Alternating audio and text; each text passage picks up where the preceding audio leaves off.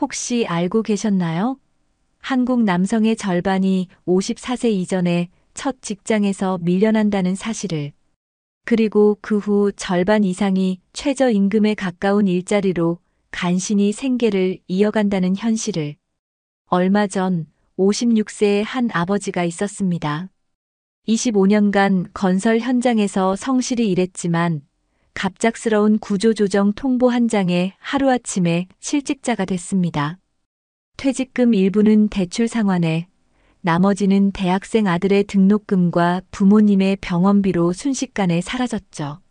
석 달이 지나자 통장 잔액은 세 자릿수로 줄었고 생활비를 마련하기 위해 새벽 배송 일을 시작했습니다. 그러나 체력은 예전 같지 않고 하루 벌어 하루 버티는 나날이 이어졌습니다. 혹시 이 이야기가 남의 일 같으신가요? 대한민국 50대, 60대가 맞닥뜨리는 현실은 생각보다 훨씬 빠르고 훨씬 무겁게 다가옵니다. 평균 기대 수명은 83세를 넘겼지만 안정적인 수입은 50대 초반에 끊어집니다. 그 사이 공백을 메우지 못하면 길어진 노후는 버티기가 아니라 버거움으로 채워집니다. 하지만 지금부터라도 방향을 바꿀 수 있습니다. 이미 많은 분들이 교환 가치를 키워 재취업의 벽을 넘고 노후의 빈칸을 채우고 있습니다. 오늘 영상 끝까지 보시면 앞으로 20년을 지킬 수 있는 생존 전략을 손에 넣게 될 겁니다. 늦었다고 생각하는 순간 기회는 더 멀어집니다. 지금 시작하지 않으면 평생 후회할 수 있습니다. 본격적인 영상 시작 전에 구독과 좋아요는 영상 제작에 정말로 큰 힘이 됩니다. 또한 오늘의 영상에는 위에 말씀드린 내용과 관련된 대한민국에서 일어나고 있는 비참한 사례 한 가지와 그와 반대되는 사례를 소개해드리겠습니다. 여러분들이 다 들어보시고 어느 쪽이 내가 원하는 노후의 인생인지 생각해 보시는 시간이 되시기 바라겠습니다. 아빠, 이 차 이제 바꿀 때 되지 않았어? 토요일 오전 주차장에 세워둔 10년 된 은색 소나타 옆에서 아들이 툭 던진 말이었다. 차체 곳곳에는 작은 흠집과 도색 벗겨짐이 있었고 핸들을 잡을 때마다 삐걱이는 소리가 귀에 거슬렸다. 그러나 그는 대답 대신 창문에 묻은 먼지를 손바닥으로 쓱 문질렀다. 박성만 씨는 작년 봄까지 서울의 한 중견 건설 회사에서 부장으로 근무했다. 27년 동안 현장을 뛰며 아침 일찍 출근해 밤늦게까지 보고서를 붙들고 살았다. 그는 스스로를 현장형 관리자라 불렀다. 아침 회의 전 안전모를 쓰고 현장을 둘러보는 게 몸에 밴 습관이었다. 그 생활이 평생 이어질 거라 믿었다. 그러나 지난해 회사의 대규모 구조조정 소식이 들려왔고 명단 속에 자신의 이름을 발견했을 때 그는 그저 서류 한 장처럼 조용히 책상 위에 사직서를 올려놓았다. 퇴직금은 5억 2천만 원 숫자만 보면 결코 적지 않았다. 그러나 그 돈의 절반은 은행 대출 상환으로 빠져나갔다. 집을 살 때 받은 주택담보대출과 아이들 대학 등록금을 마련하기 위해 쓴 신용대출이었다. 남은 돈은 2억이 조금 넘었지만 부동산 세금과 부모님 병원비, 2달 뒤 결혼하는 큰딸이 혼수 자금으로 나가니 통장은 순식간에 비어갔다. 아버지, 이번 달에도 전세 대출, 이자 오를 거라네요. 작은 아들이 전화를 걸어온 날 그는 순간 말을 잇지 못했다. 기준금리가 한 번 오를 때마다 아들의 부담이 커지는 게 눈에 보였다. 그는 도와달라는 말 대신 한숨을 길게 삼켰다. 퇴직 후 한 달은 집 안정리에 시간을 썼다. 옷장 속 오래된 와이셔츠와 낡은 안전화를 정리하고 나니 하루하루가 길게 느껴졌다. 둘째 달부터는 이력서를 쓰기 시작했다. 50장이 넘는 지원서를 보냈지만 돌아온 답장은 몇 줄짜리 불합격 통보뿐이었다. 면접 기회를 얻은 건 손에 꼽을 정도였고 그마저도 면접관의 눈빛은 왜 이 나이에라는 질문을 던지고 있었다. 경력은 훌륭하신데요. 저희 팀원 평균 연령이 32입니다. 조직 적응이 쉽지 않으실 겁니다. 한 인사 담당자의 말이 마지막 면접이었다. 돌아오는 길, 그는 지하철 창밖으로 스쳐 지나가는 회색 빌딩들을 멍하니 바라봤다. 생활비는 매달 마이너스였다. 아내는 식비를 줄이기 위해 대형마트 대신 동네 재래시장을 돌았다. 저녁 식탁 위 반찬 가짓수가 줄었고 고등어 대신 오징어가 자주 올라왔다. 전기료를 아끼기 위해 불필요한 방 전등을 꺼두고 겨울에는 내복 2겹을 껴입었다. 그럼에도 카드값, 결제일이 다가올 때면 그는 통장 잔액을 몇 번이고 확인했다. 우리 차 다음 검사 땐 통과할 수 있겠어? 아내가 운전석 옆에서 조심스레 물었다. 아직은 탈만해. 기름값만 잘 관리하면 돼. 그는 대답했지만 속으로는 차량 보험 갱신과 정비, 비용이 겹칠 날을 걱정하고 있었다. 지인의 권유로 부동산 중개보조원 교육을 받으러 갔다. 시간 자유롭고 수입 괜찮다는 말에 혹했지만 현실은 달랐다. 발품을 팔아도 계약한 건 성사시키기 어려웠고 수수료는 생각보다 적었다. 3개월간 벌어들인 돈은 고작 100만 원 남짓. 그는 그 돈으로 아내 생일 선물 대신 쌀과 참기름을 샀다. 어느 날 저녁 오랜만에 가족이 모두 거실에 모였다. 큰딸이 결혼 준비로 바빴지만 시간을 내 부모 집에 들른 것이다. 아빠, 결혼식 때 신부 입장할 때 나랑 손 꼭 잡고 걸어야 해. 그 말에 그는 웃었지만 마음 한구석이 찡했다. 경제적 부담 속에서도 딸의 행복한 순간만은 지켜주고 싶었다. 그의 친구 중 몇 명은 퇴직 후 카페나 작은 음식점을 열었다. 하지만 1년을 버티지 못하고 문을 닫는 경우가 많았다. 임대료와 재료비, 인건비가 매출을 갉아먹었고 손님이 줄어드는 계절에는 빚만 늘어났다. 그는 그 모습을 보며 함부로 창업에 뛰어들 용기가 나지 않았다. 그렇게 1년이 지나갔다. 통장에 남은 돈은 500만 원도 채 되지 않았다. 차는 여전히 10년 된 소나타였고 주차장에서 마주할 때마다 이 차가 내 마지막 재산일지도 모른다는 생각이 스쳤다. 이웃 김 씨가 새 차를 뽑았다는 소문을 들었지만 그는 그냥 고개를 끄덕이며 웃었다. 안에서 들끓는 감정을 말로 꺼내진 않았다. 퇴직 1년이 지나던 초봄, 박성만 씨는 집 근처 도서관에서 중장년 재취업 창업 지원 프로그램 전단지를 발견했다.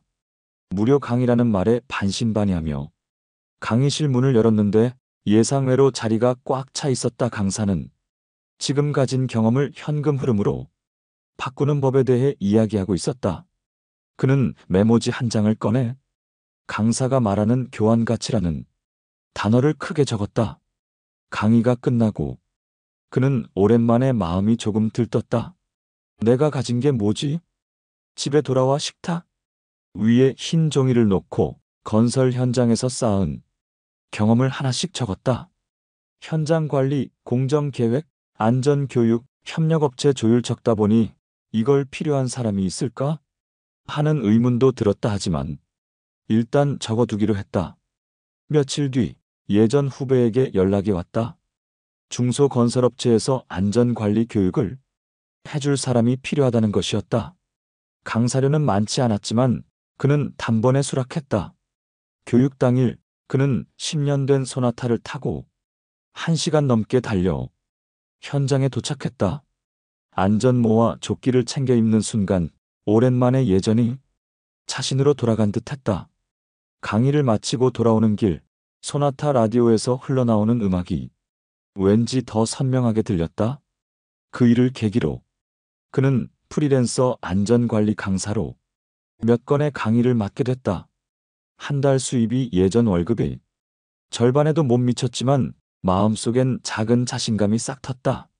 그는 이 일을 더 키우기 위해 SNS 마케팅 강의를 듣기 시작했다. 처음엔 계정 만드는 것조차 버거웠지만 현장 사진과 간단한 안전 팁을 올리자 팔로워가 조금씩 늘었다. 지방 현장까지 요청이 들어오기도 했다. 하지만 현실의 무게는 여전했다. 큰딸 결혼식이 다가오자 예식비와 혼수 대금이 몰아쳤다. 카드 결제일이 겹친 날 그는 소나타를 팔아야 하나 고민했다. 그러나 곧 마음을 접었다. 이 차 없으면 강의도 못 가잖아. 주차장에서 차를 쓰다듬으며 그는 혼잣말을 했다. 여름이 지나자 그는 또 다른 도전을 했다. 동네 주민센터에서 모집하는 중장년 기술 멘토링 프로그램에 지원한 것이다. 젊은 창업자들에게 건설 현장, 노하우를 전해주는 일이었다. 몇 번의 만남이 이어졌고 그는 그들이 겪는 시행착오를 줄이는데 도움을 줄 수 있다는 사실에 보람을 느꼈다. 한 창업자가 말했다. 선생님 조언 덕분에 불필요한 공사비를 줄였어요. 덕분에 사업이 한숨 돌았네요. 그 말은 오래 귀에 남았다. 그의 삶은 여전히 빠듯했다. 그러나 예전처럼 아무것도 할 수 없다는 절망은 줄어들었다. 대신 아직 할 수 있는 게 있다는 생각이 자리 잡았다. 그는 매일 아침 소나타 운전석에 앉아 다음 강의 장소를 내비게이션에 찍었다. 차창 밖으로 스치는 풍경은 계절에 따라 변했지만 운전석에 앉은 그의 마음가짐은 점점 단단해졌다. 연말 그는 소나타 계기판에 주행거리를 바라보다가 문득 웃음이 났다. 이 차가 날 버틴 거네. 퇴직 후 2년 가까운 시간 동안 소나타는 그를 새로운 현장으로 새로운 사람들 앞으로 데려다 주었다. 그 안에서 그는 예전 부장 시절의 자신과 지금의 자신을 모두 안고 달리고 있었다. 그날 저녁 가족들이 모인 식탁에서 그는 조심스레 말을 꺼냈다. 내년엔 우리 가족 다 같이 여행 가자. 올해 못 가도 돼? 하루라도 아내와 아이들은 고개를 끄덕이며 웃었다. 작은 계획이었지만 그에게는 새로운 출발선 같았다. 그는 여전히 50대 후반, 참 애매한 나이에 서 있었다. 그러나 더 이상 멈춰 있지 않았다. 교환 가치를 키우며 남은 날들을 소나타와 함께 달릴 준비가 되어 있었다. 여러분 어떠시나요? 위의 사례는 정말 비참하고 서글픈 인생 아닌가요? 하지만 지금부터 소개해드리는 사례는 정반대의 선택으로 행복한 노후를 보내고 있는 분을 소개해드리겠습니다. 김정호 씨는 현재 강원도 평창의 작은 전원주택에서 아내와 함께 살고 있다. 마당에는 사과나무와 블루베리 나무가 줄지어 서 있고 봄이면 진달래와 철쭉이 담장을 물들인다. 아침 6시에 일어나면 그는 가장 먼저 텃밭으로 나가 감자를 확인하고 그 다음에는 주방 창가에 놓인 커피 머신을 켜 2잔의 커피를 내린다. 이 모든 일상은 그가 50대 초반부터 철저하게 준비해온 결과였다.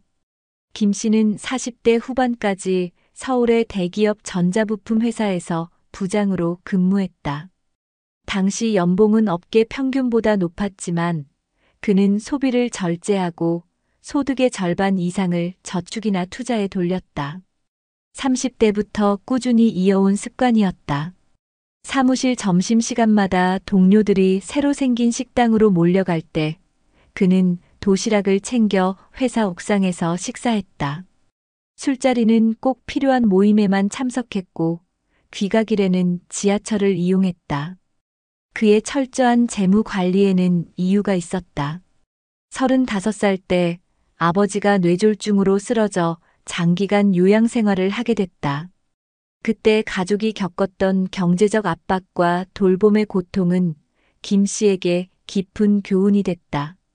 그는 내 노후는 절대로 남에게 의존하지 않는다는 원칙을 세웠다.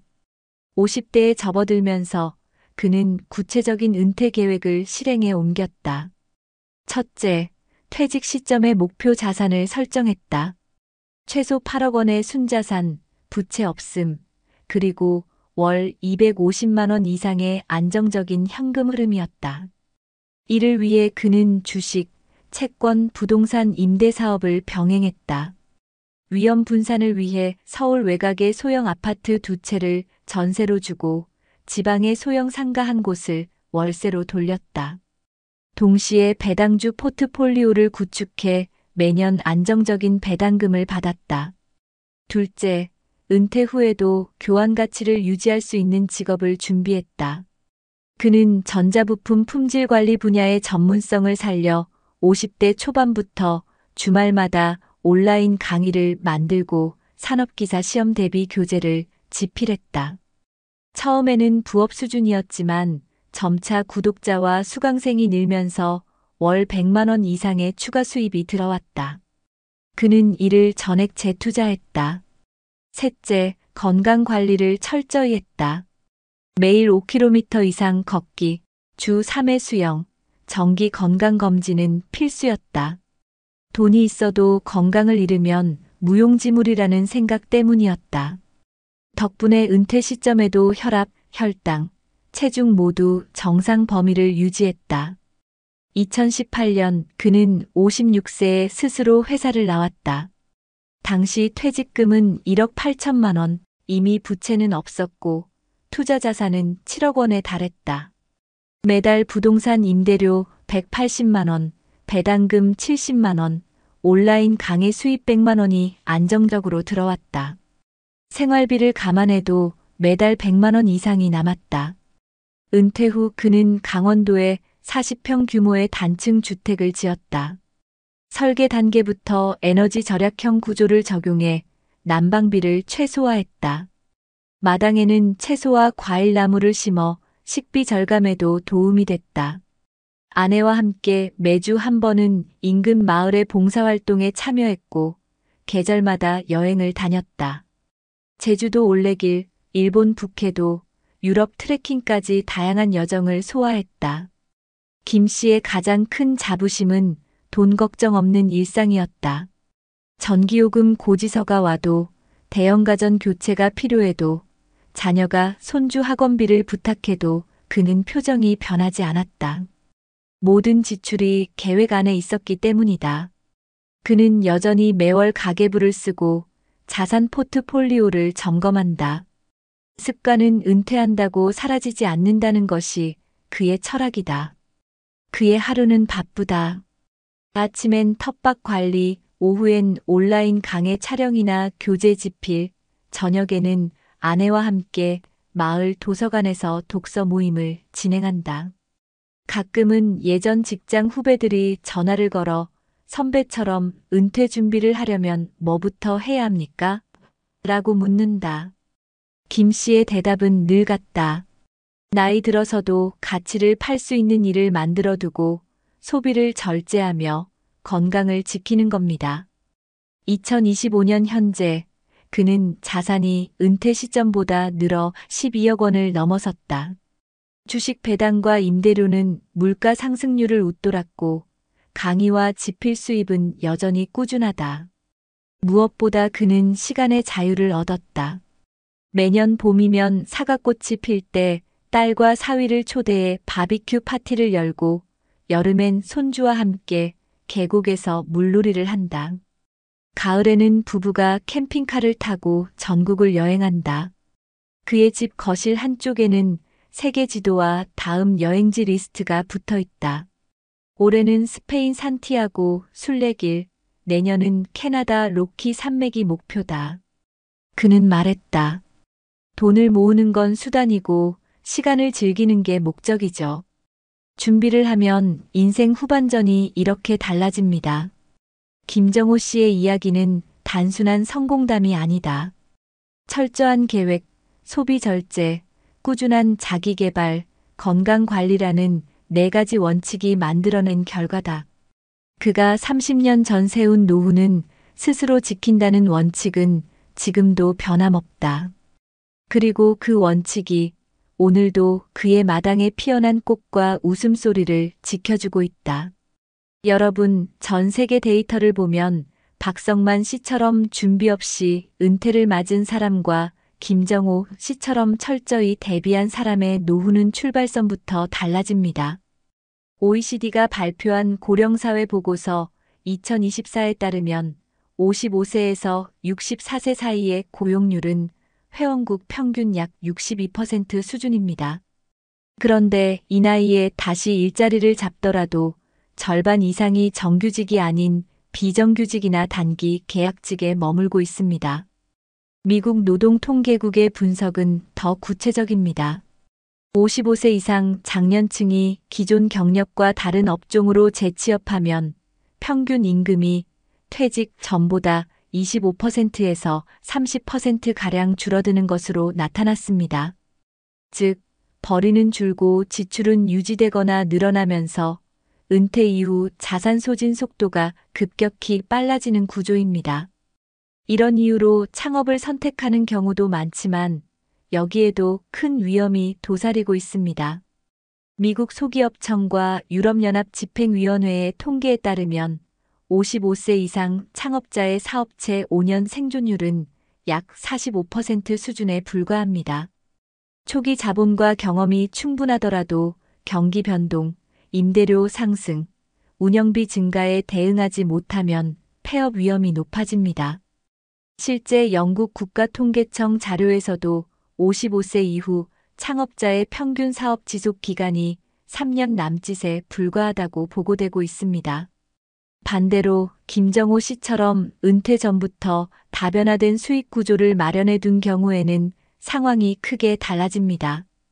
캐나다 통계청의 분석에 따르면 은퇴 전에 부동산 임대료, 금융자산 배당, 프리랜스나 컨설팅 수입 등 최소 3개 이상의 안정적인 현금 흐름을 갖춘 가구는 그렇지 않은 가구에 비해 은퇴 후 빈곤율이 약 60% 낮았습니다. 이처럼 소득원을 여러 갈래로 두는 것은 자산 유지뿐 아니라 생활의 안정감과 심리적 여유를 동시에 지켜줍니다. 기술 변화에 대한 적응력도 중요한 변수입니다. 유럽연합 통계청이 2023년에 발표한 자료에 따르면 55세에서 64세 인구 중 기본적인 디지털 기술을 갖춘 비율이 절반에 미치지 못했습니다. 그러나 이러한 기술을 보유한 고령층의 고용률은 그렇지 않은 집단보다 평균 15%포인트 이상 높게 나타났습니다.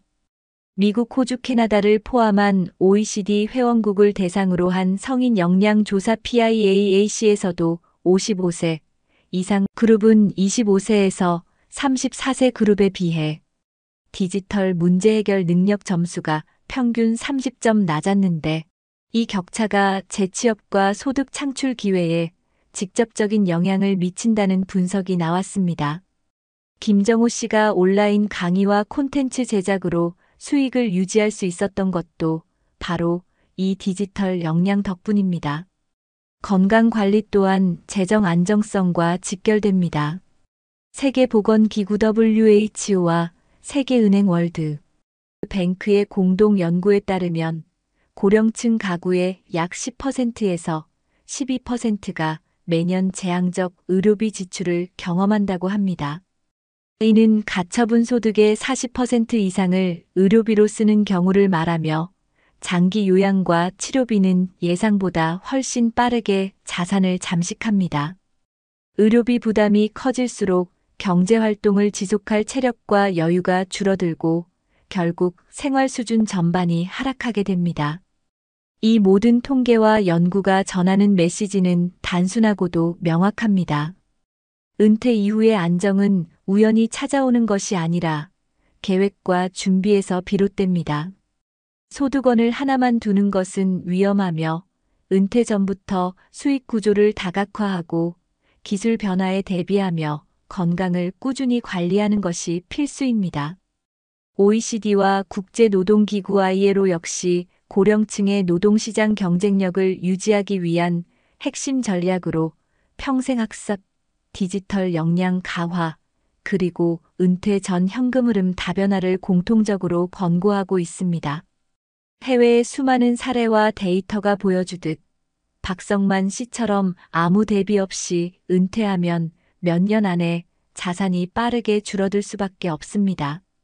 반면 김정호 씨처럼 장기 계획과 다변화된 수익 구조, 기술 적응, 건강 관리까지 병행한 사람은 길어진 은퇴 기간에도 안정과 자유, 그리고 자신이 원하는 삶을 누릴 수 있습니다. 그렇다면 지금부터는 앞서 살펴본 현실을 바탕으로 전문가들이 권하는 실천 방안과 현재 대한민국 각 지자체에서 실제로 운영 중인 노인 지원 프로그램, 그리고 해외에서 유사한 문제를 해결하기 위해 시행 중인 제도까지 한 번에 정리해 드리겠습니다. 전문가들은 공통적으로 은퇴 이후 안정적인 생활을 위해 세 가지를 강조합니다. 첫째, 수입원을 다변화하라. 둘째, 기술과 건강을 동시에 관리하라. 셋째, 지역사회 자원을 적극 활용하라.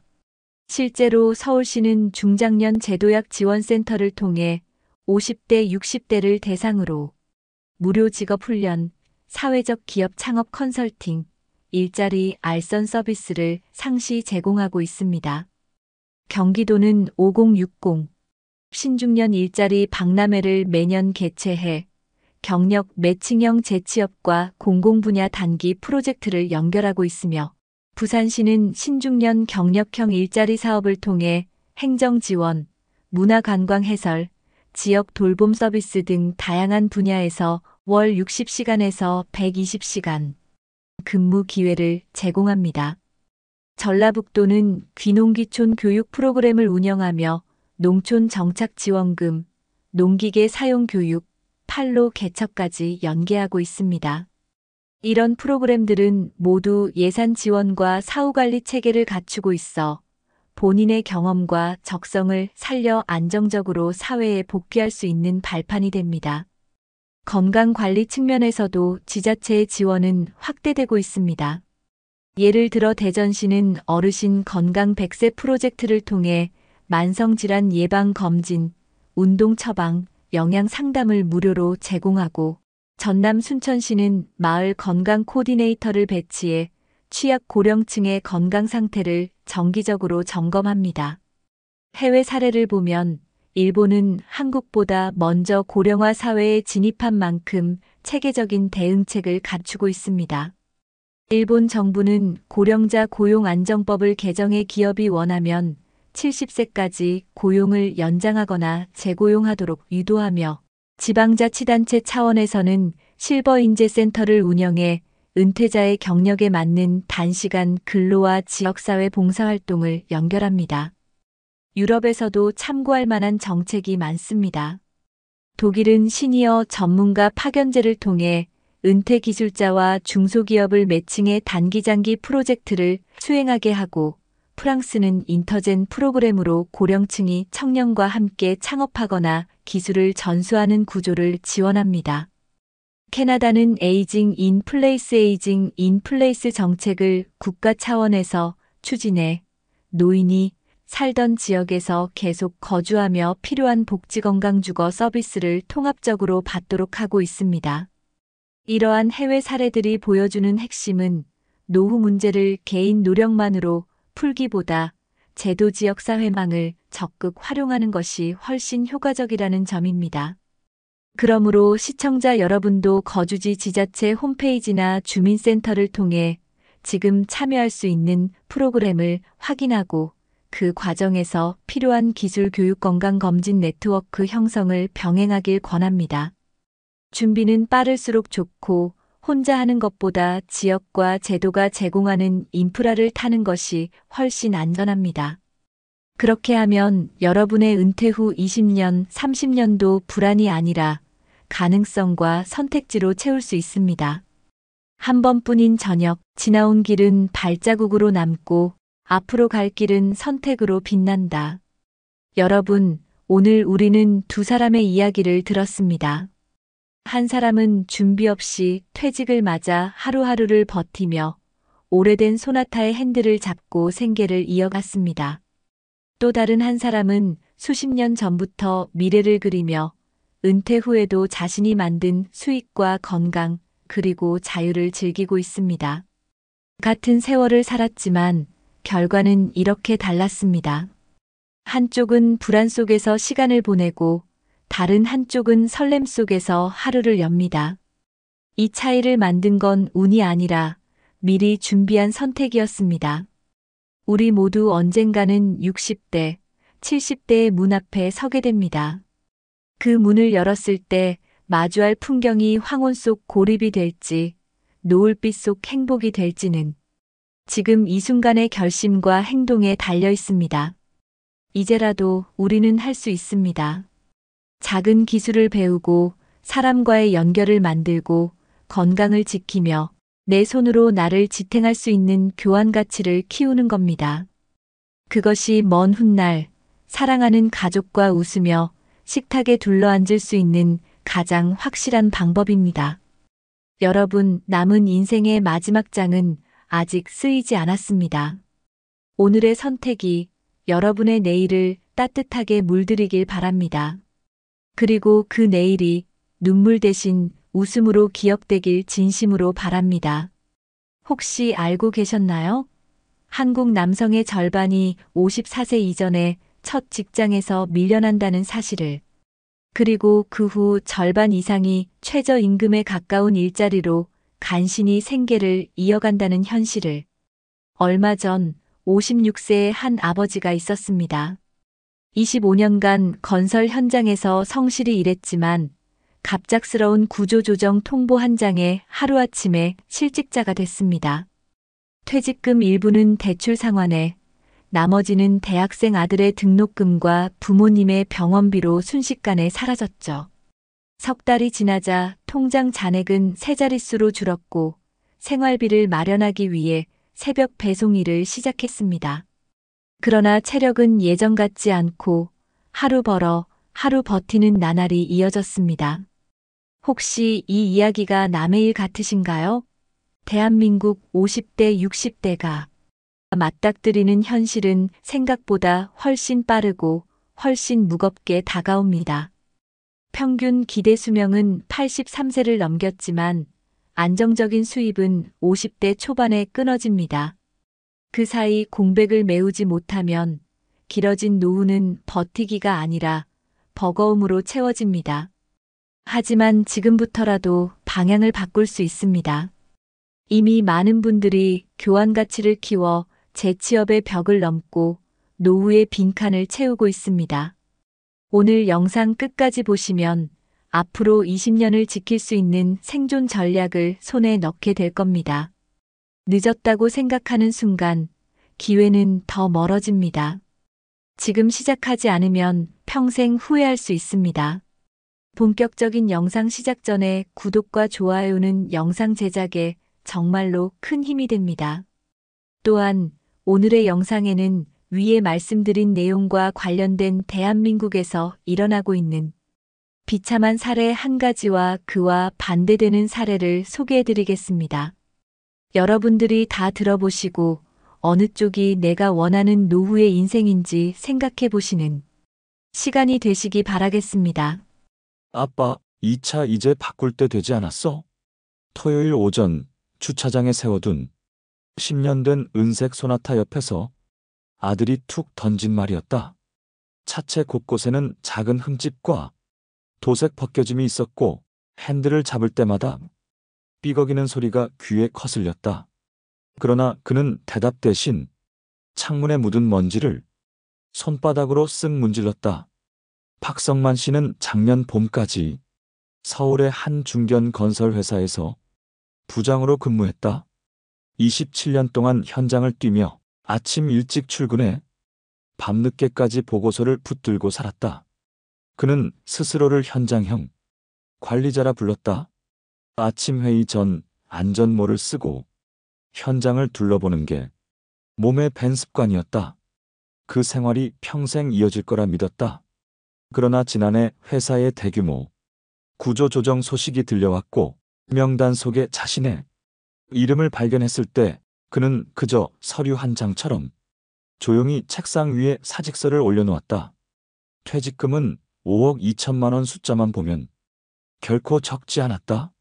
그러나 그 돈의 절반은 은행 대출 상환으로 빠져나갔다. 집을 살 때 받은 주택담보대출과 아이들 대학 등록금을 마련하기 위해 쓴 신용대출이었다. 남은 돈은 2억이 조금 넘었지만 부동산 세금과 부모님 병원비, 2달 뒤 결혼하는 큰딸이 혼수 자금으로 나가니 통장은 순식간에 비어갔다. 아버지, 이번 달에도 전세 대출 이자 오를 거라네요. 작은 아들이 전화를 걸어온 날, 그는 순간 말을 잇지 못했다. 기준금리가 한 번 오를 때마다 아들의 부담이 커지는 게 눈에 보였다. 그는 도와달라는 말 대신 한숨을 길게 삼켰다. 퇴직 후 한 달은 집 안정리에 시간을 썼다. 옷장 속 오래된 와이셔츠와 낡은 안전화를 정리하고 나니 하루하루가 길게 느껴졌다. 둘째 달부터는 이력서를 쓰기 시작했다. 50장이 넘는 지원서를 보냈지만 돌아온 답장은 몇 줄짜리 불합격 통보뿐이었다. 면접 기회를 얻은 건 손에 꼽을 정도였고, 그마저도 면접관의 눈빛은 왜 이 나이에라는 질문을 던지고 있었다. 경력은 훌륭하신데요. 저희 팀원 평균 연령이 32입니다. 조직 적응이 쉽지 않으실 겁니다. 한 인사 담당자의 말이 마지막 면접이었다. 돌아오는 길, 그는 지하철 창밖으로 스쳐 지나가는 회색 빌딩들을 멍하니 바라봤다. 생활비는 매달 마이너스였다. 아내는 식비를 줄이기 위해 대형마트 대신 동네 재래시장을 돌았다. 저녁 식탁 위 반찬 가짓수가 줄었고 고등어 대신 오징어가 자주 올라왔다. 전기료를 아끼기 위해 불필요한 방 전등을 꺼두고 겨울에는 내복 2겹을 껴입었다. 그럼에도 카드값, 결제일이 다가올 때면 그는 통장 잔액을 몇 번이고 확인했다. 우리 차 다음 검사 땐 통과할 수 있겠어? 아내가 운전석 옆에서 조심스레 물었다. 아직은 탈만해. 기름값만 잘 관리하면 돼. 그는 대답했지만 속으로는 차량 보험 갱신과 정비, 비용이 겹칠 날을 걱정하고 있었다. 지인의 권유로 부동산 중개보조원 교육을 받으러 갔다. 시간 자유롭고 수입 괜찮다는 말에 혹했지만 현실은 달랐다. 발품을 팔아도 계약한 건 성사시키기 어려웠고 수수료는 생각보다 적었다. 3개월간 벌어들인 돈은 고작 100만 원 남짓. 그는 그 돈으로 아내 생일 선물 대신 쌀과 참기름을 샀다. 어느 날 저녁 오랜만에 가족이 모두 거실에 모였다. 큰딸이 결혼 준비로 바빴지만 시간을 내 부모 집에 들른 것이다. 아빠, 결혼식 때 신부 입장할 때 나랑 손 꼭 잡고 걸어야 해. 그 말에 그는 웃었지만 마음 한구석이 찡했다. 경제적 부담 속에서도 딸의 행복한 순간만은 지켜주고 싶었다. 그의 친구 중 몇 명은 퇴직 후 카페나 작은 음식점을 열었다. 하지만 1년을 버티지 못하고 문을 닫는 경우가 많았다. 임대료와 재료비, 인건비가 매출을 갉아먹었고 손님이 줄어드는 계절에는 빚만 늘어났다. 그는 그 모습을 보며 함부로 창업에 뛰어들 용기가 나지 않았다. 그렇게 1년이 지나갔다. 통장에 남은 돈은 500만 원도 채 되지 않았다. 차는 여전히 10년 된 소나타였고 주차장에서 마주할 때마다 이 차가 내 마지막 재산일지도 모른다는 생각이 스쳤다. 이웃 김 씨가 새 차를 뽑았다는 소문을 들었지만 그는 그냥 고개를 끄덕이며 웃었다. 안에서 들끓는 감정을 말로 꺼내진 않았다. 퇴직 1년이 지나던 초봄, 박성만 씨는 집 근처 도서관에서 중장년 재취업 창업 지원 프로그램 전단지를 발견했다. 무료 강의라는 말에 반신반의하며 강의실 문을 열었는데 예상외로 자리가 꽉 차 있었다. 강사는 지금 가진 경험을 현금 흐름으로 바꾸는 법에 대해 이야기하고 있었다. 그는 메모지 한 장을 꺼내 강사가 말하는 교환 가치라는 단어를 크게 적었다. 강의가 끝나고 그는 오랜만에 마음이 조금 들떴다. 내가 가진 게 뭐지? 집에 돌아와 식탁 위에 흰 종이를 놓고 건설 현장에서 쌓은 경험을 하나씩 적었다. 현장 관리, 공정 계획, 안전 교육, 협력업체 조율. 적다 보니 이걸 필요한 사람이 있을까? 하는 의문도 들었다. 하지만 일단 적어두기로 했다. 며칠 뒤 예전 후배에게 연락이 왔다. 중소건설업체에서 안전관리 교육을 해줄 사람이 필요하다는 것이었다. 강사료는 많지 않았지만 그는 단번에 수락했다. 교육 당일 그는 10년 된 소나타를 타고 1시간 넘게 달려 현장에 도착했다. 안전모와 조끼를 챙겨 입는 순간 오랜만에 예전이 자신으로 돌아간 듯했다. 강의를 마치고 돌아오는 길 소나타 라디오에서 흘러나오는 음악이 왠지 더 선명하게 들렸다.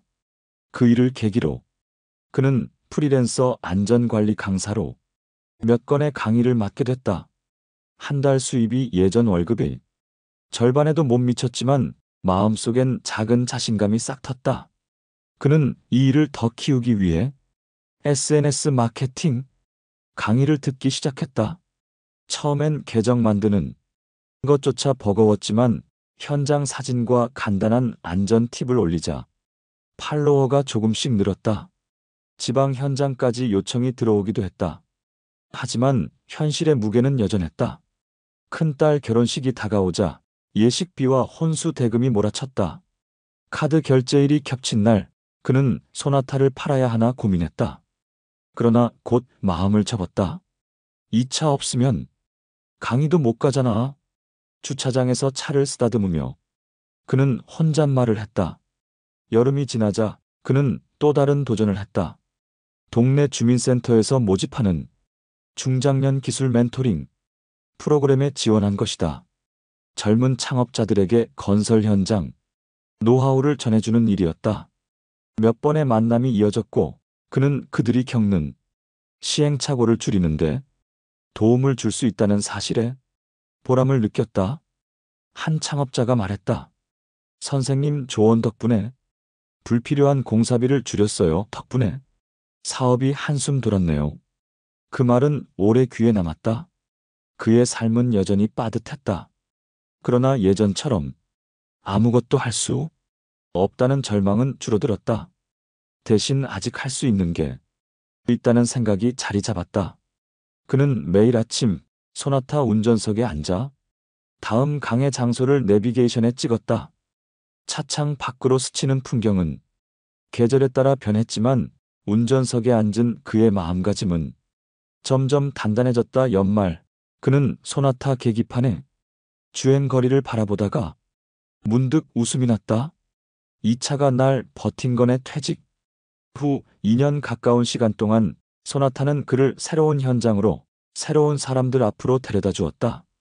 그 안에서 그는 예전 부장 시절의 자신과 지금의 자신을 모두 안고 달리고 있었다. 그날 저녁 가족들이 모인 식탁에서 그는 조심스레 말을 꺼냈다. 내년엔 우리 가족 다 같이 여행 가자. 올해 못 가도 돼? 하루라도 아내와 아이들은 고개를 끄덕이며 웃었다. 작은 계획이었지만 그에게는 새로운 출발선 같았다. 그는 여전히 50대 후반, 참 애매한 나이에 서 있었다. 그러나 더 이상 멈춰 있지 않았다. 교환 가치를 키우며 남은 날들을 소나타와 함께 달릴 준비가 되어 있었다. 여러분 어떠시나요? 위의 사례는 정말 비참하고 서글픈 인생 아닌가요? 하지만 지금부터 소개해드리는 사례는 정반대의 선택으로 행복한 노후를 보내고 있는 분을 소개해드리겠습니다. 김정호 씨는 현재 강원도 평창의 작은 전원주택에서 아내와 함께 살고 있다. 마당에는 사과나무와 블루베리 나무가 줄지어 서 있고 봄이면 진달래와 철쭉이 담장을 물들인다.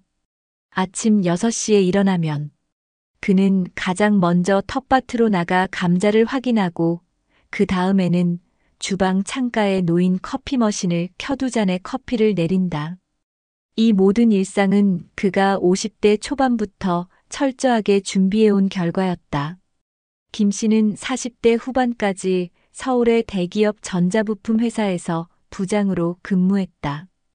당시 연봉은 업계 평균보다 높았지만 그는 소비를 절제하고 소득의 절반 이상을 저축이나 투자에 돌렸다. 30대부터 꾸준히 이어온 습관이었다.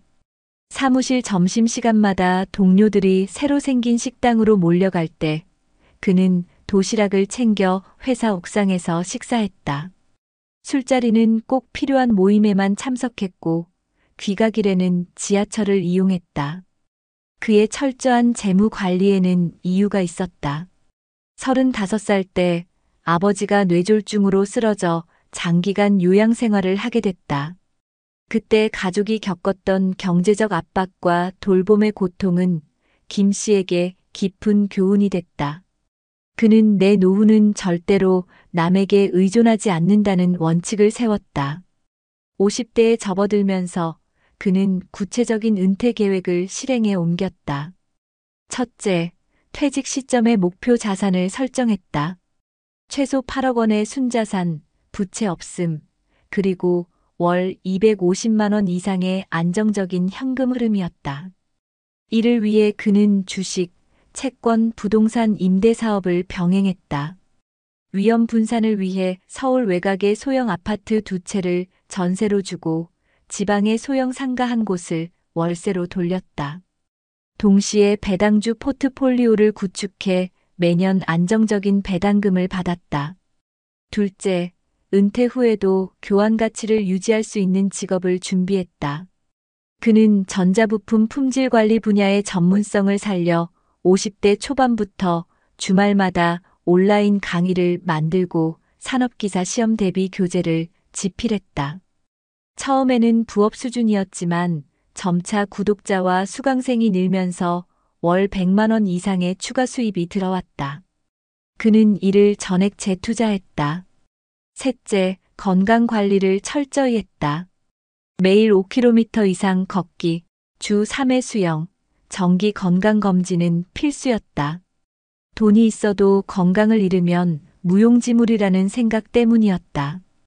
덕분에 은퇴 시점에도 혈압, 혈당, 체중 모두 정상 범위를 유지했다.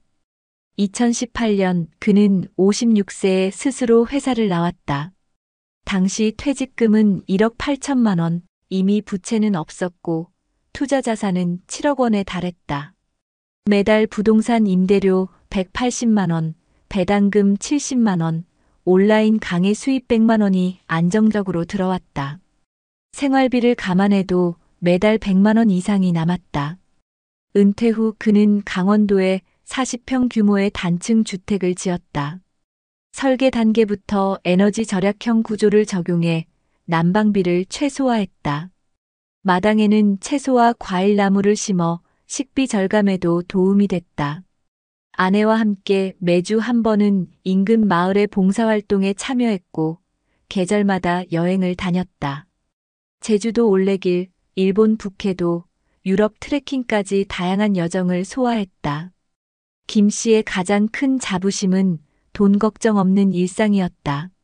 전기요금 고지서가 와도 대형가전 교체가 필요해도 자녀가 손주 학원비를 부탁해도 그는 표정이 변하지 않았다. 모든 지출이 계획 안에 있었기 때문이다. 그는 여전히 매월 가계부를 쓰고 자산 포트폴리오를 점검한다. 습관은 은퇴한다고 사라지지 않는다는 것이 그의 철학이다. 그의 하루는 바쁘다. 아침엔 텃밭 관리, 오후엔 온라인 강의 촬영이나 교재 집필, 저녁에는 아내와 함께 마을 도서관에서 독서 모임을 진행한다. 가끔은 예전 직장 후배들이 전화를 걸어 선배처럼 은퇴 준비를 하려면 뭐부터 해야 합니까? 라고 묻는다. 김 씨의 대답은 늘 같다. 나이 들어서도 가치를 팔 수 있는 일을 만들어 두고 소비를 절제하며 건강을 지키는 겁니다. 2025년 현재 그는 자산이 은퇴 시점보다 늘어 12억 원을 넘어섰다. 주식 배당과 임대료는 물가 상승률을 웃돌았고 강의와 집필 수입은 여전히 꾸준하다. 무엇보다 그는 시간의 자유를 얻었다. 매년 봄이면 사과꽃이 필 때 딸과 사위를 초대해 바비큐 파티를 열고 여름엔 손주와 함께 계곡에서 물놀이를 한다. 가을에는 부부가 캠핑카를 타고 전국을 여행한다. 그의 집 거실 한쪽에는 세계 지도와 다음 여행지 리스트가 붙어 있다. 올해는 스페인 산티아고 순례길, 내년은 캐나다 로키 산맥이 목표다. 그는 말했다. 돈을 모으는 건 수단이고 시간을 즐기는 게 목적이죠. 준비를 하면 인생 후반전이 이렇게 달라집니다. 김정호 씨의 이야기는 단순한 성공담이 아니다. 철저한 계획, 소비 절제, 꾸준한 자기 개발, 건강 관리라는 4가지 원칙이 만들어낸 결과다. 그가 30년 전 세운 노후는 스스로 지킨다는 원칙은 지금도 변함없다. 그리고 그 원칙이 오늘도 그의 마당에 피어난 꽃과 웃음소리를 지켜주고 있다. 여러분, 전 세계 데이터를 보면 박성만 씨처럼 준비 없이 은퇴를 맞은 사람과 김정호 씨처럼 철저히 대비한 사람의 노후는 출발선부터 달라집니다. OECD가 발표한 고령사회 보고서 2024에 따르면 55세에서 64세 사이의 고용률은 회원국 평균 약 62% 수준입니다. 그런데 이 나이에 다시 일자리를 잡더라도 절반 이상이 정규직이 아닌 비정규직이나 단기 계약직에 머물고 있습니다. 미국 노동통계국의 분석은 더 구체적입니다. 55세 이상 장년층이 기존 경력과 다른 업종으로 재취업하면 평균 임금이 퇴직 전보다 25%에서 30%가량 줄어드는 것으로 나타났습니다. 즉, 벌이는 줄고 지출은 유지되거나 늘어나면서 은퇴 이후 자산 소진 속도가 급격히 빨라지는 구조입니다. 이런 이유로 창업을 선택하는 경우도 많지만 여기에도 큰 위험이 도사리고 있습니다. 미국 소기업청과 유럽연합 집행위원회의 통계에 따르면 55세 이상 창업자의 사업체 5년 생존율은 약 45% 수준에 불과합니다. 초기 자본과 경험이 충분하더라도 경기 변동, 임대료 상승, 운영비 증가에 대응하지 못하면 폐업 위험이 높아집니다. 실제 영국 국가통계청 자료에서도 55세 이후 창업자의 평균 사업 지속 기간이 3년 남짓에 불과하다고 보고되고 있습니다. 반대로 김정호 씨처럼 은퇴 전부터 다변화된 수익 구조를 마련해 둔 경우에는 상황이 크게 달라집니다. 캐나다 통계청의 분석에 따르면 은퇴 전에 부동산 임대료, 금융자산 배당, 프리랜스나 컨설팅 수입 등 최소 3개 이상의 안정적인 현금 흐름을 갖춘 가구는 그렇지 않은 가구에 비해 은퇴 후 빈곤율이 약 60% 낮았습니다. 이처럼 소득원을 여러 갈래로 두는 것은 자산 유지뿐 아니라 생활의 안정감과 심리적 여유를 동시에 지켜줍니다. 기술 변화에 대한 적응력도 중요한 변수입니다. 유럽연합 통계청이 2023년에 발표한 자료에 따르면 55세에서 64세 인구 중 기본적인 디지털 기술을 갖춘 비율이 절반에 미치지 못했습니다. 그러나 이러한 기술을 보유한 고령층의 고용률은 그렇지 않은 집단보다 평균 15%포인트 이상 높게 나타났습니다. 미국, 호주, 캐나다를 포함한 OECD 회원국을 대상으로 한 성인 역량 조사 PIAAC에서도 55세 이상 그룹은 25세에서 34세 그룹에 비해 디지털 문제 해결 능력 점수가 평균 30점 낮았는데 이 격차가 재취업과 소득 창출 기회에 직접적인 영향을 미친다는 분석이 나왔습니다. 김정호 씨가 온라인 강의와 콘텐츠 제작으로 수익을 유지할 수 있었던 것도 바로 이 디지털 역량 덕분입니다. 건강 관리 또한 재정 안정성과 직결됩니다.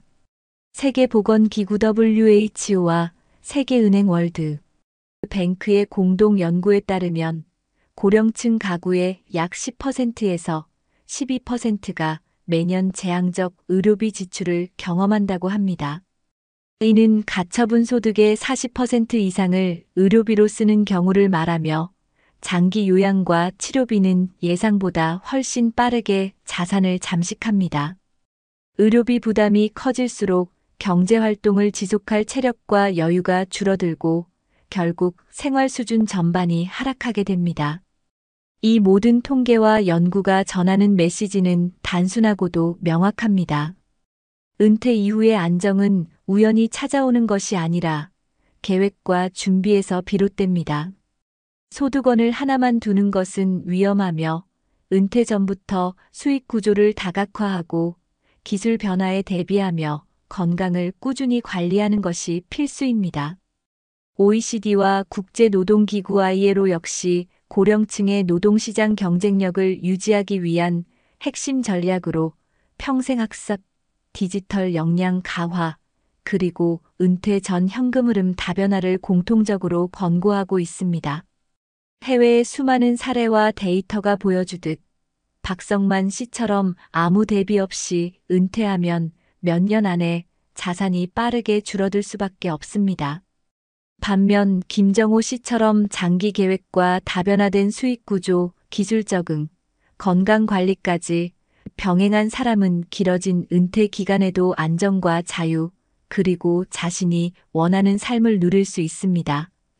그렇다면 지금부터는 앞서 살펴본 현실을 바탕으로 전문가들이 권하는 실천 방안과 현재 대한민국 각 지자체에서 실제로 운영 중인 노인 지원 프로그램, 그리고 해외에서 유사한 문제를 해결하기 위해 시행 중인 제도까지 한 번에 정리해 드리겠습니다. 전문가들은 공통적으로 은퇴 이후 안정적인 생활을 위해 세 가지를 강조합니다. 첫째, 수입원을 다변화하라. 둘째, 기술과 건강을 동시에 관리하라. 셋째, 지역사회 자원을 적극 활용하라. 실제로 서울시는 중장년 제도약 지원센터를 통해 50대, 60대를 대상으로 무료 직업훈련, 사회적 기업 창업 컨설팅, 일자리 알선 서비스를 상시 제공하고 있습니다. 경기도는 5060 신중년 일자리 박람회를 매년 개최해 경력 매칭형 재취업과 공공분야 단기 프로젝트를 연결하고 있으며 부산시는 신중년 경력형 일자리 사업을 통해 행정 지원, 문화관광 해설, 지역 돌봄 서비스 등 다양한 분야에서 월 60시간에서 120시간 근무 기회를 제공합니다. 전라북도는 귀농귀촌 교육 프로그램을 운영하며 농촌 정착 지원금, 농기계 사용 교육, 판로 개척까지 연계하고 있습니다. 이런 프로그램들은 모두 예산 지원과 사후관리 체계를 갖추고 있어 본인의 경험과 적성을 살려 안정적으로 사회에 복귀할 수 있는 발판이 됩니다. 건강관리 측면에서도 지자체의 지원은 확대되고 있습니다. 예를 들어 대전시는 어르신 건강 100세 프로젝트를 통해 만성질환 예방 검진, 운동 처방, 영양 상담을 무료로 제공하고 전남 순천시는 마을 건강 코디네이터를 배치해 취약 고령층의 건강 상태를 정기적으로 점검합니다. 해외 사례를 보면 일본은 한국보다 먼저 고령화 사회에 진입한 만큼 체계적인 대응책을 갖추고 있습니다. 일본 정부는 고령자 고용안정법을 개정해 기업이 원하면 70세까지 고용을 연장하거나 재고용하도록 유도하며 지방자치단체 차원에서는 실버인재센터를 운영해 은퇴자의 경력에 맞는 단시간 근로와 지역사회 봉사활동을 연결합니다. 유럽에서도 참고할 만한 정책이 많습니다. 독일은 시니어 전문가 파견제를 통해 은퇴 기술자와 중소기업을 매칭해 단기장기 프로젝트를 수행하게 하고 프랑스는 인터젠 프로그램으로 고령층이 청년과 함께 창업하거나 기술을 전수하는 구조를 지원합니다. 캐나다는 에이징 인 플레이스 정책을 국가 차원에서 추진해 노인이 살던 지역에서 계속 거주하며 필요한 복지건강주거 서비스를 통합적으로 받도록 하고 있습니다. 이러한 해외 사례들이 보여주는 핵심은 노후 문제를 개인 노력만으로 풀기보다 제도 지역 사회망을 적극 활용하는 것이 훨씬 효과적이라는 점입니다.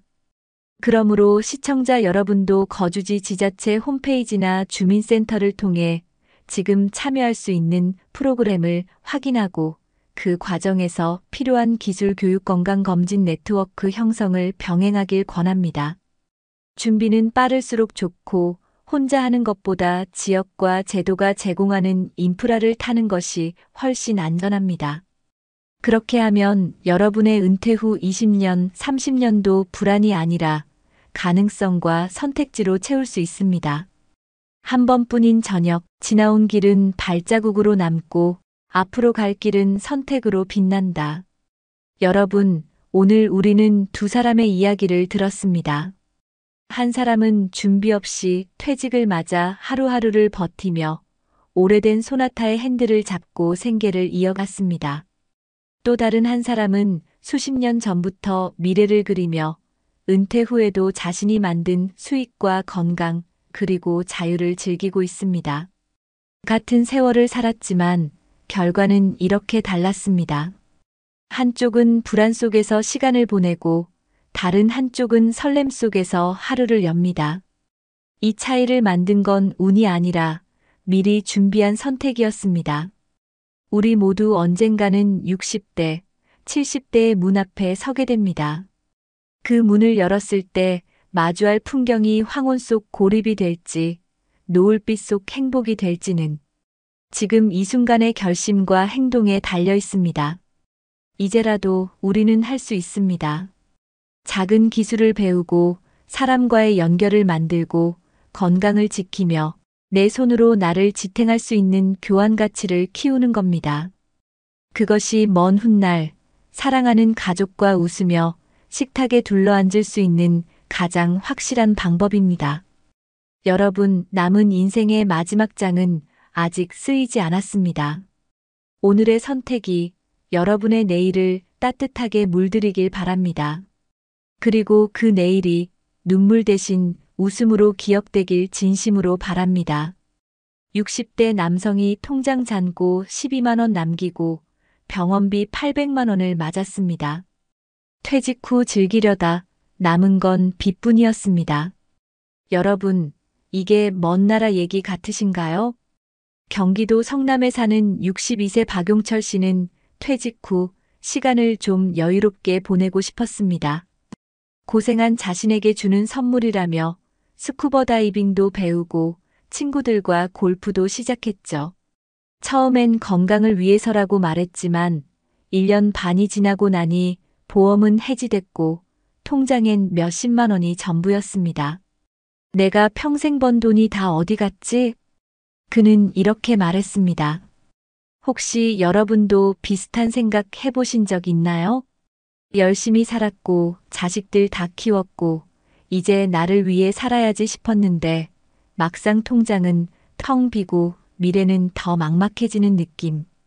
요즘은 병원비도 무섭고 물가도 오르고 손주 용돈까지 부담인데 그저 내 인생 한 번쯤은 나도 즐기고 싶어서 시작했던 취미 생활이 오히려 내 노후를 갉아먹는 흉기가 되어 돌아오는 경우가 적지 않습니다.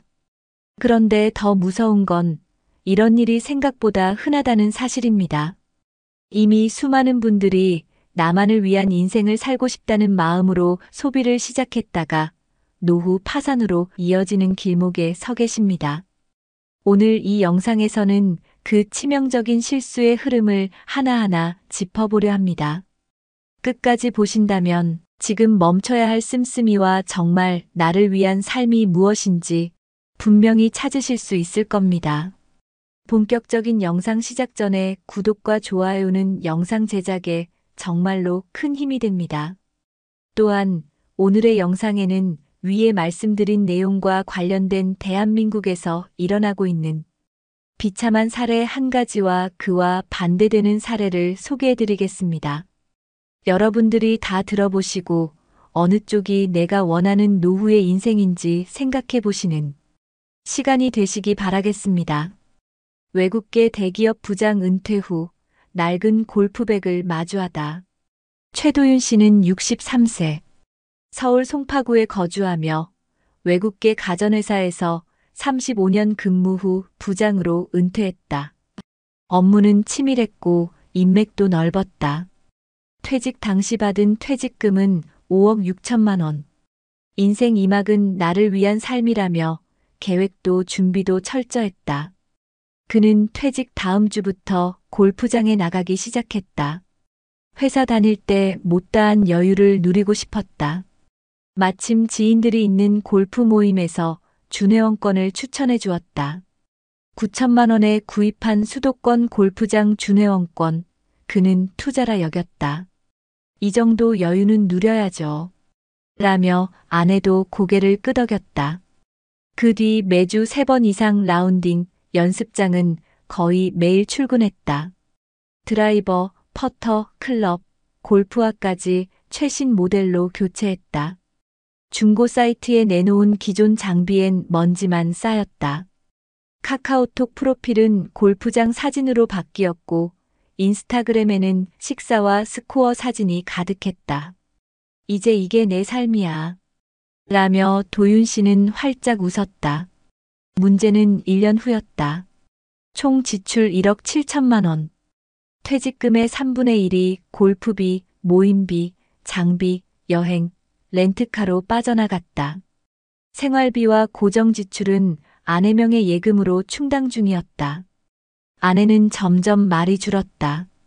전기료 관리비, 식비도 빠듯한데 남편은 다음 주 제주 골프 예약을 잡았다. 둘째 딸이 결혼 준비로 연락했을 때 도윤 씨는 골프 중이었다. 결혼은 내가 알아서 하라고 말한 게 상처가 됐다. 딸은 한동안 연락을 끊었다. 골프장 멤버들 사이에서도 회비 미납으로 소문이 났다.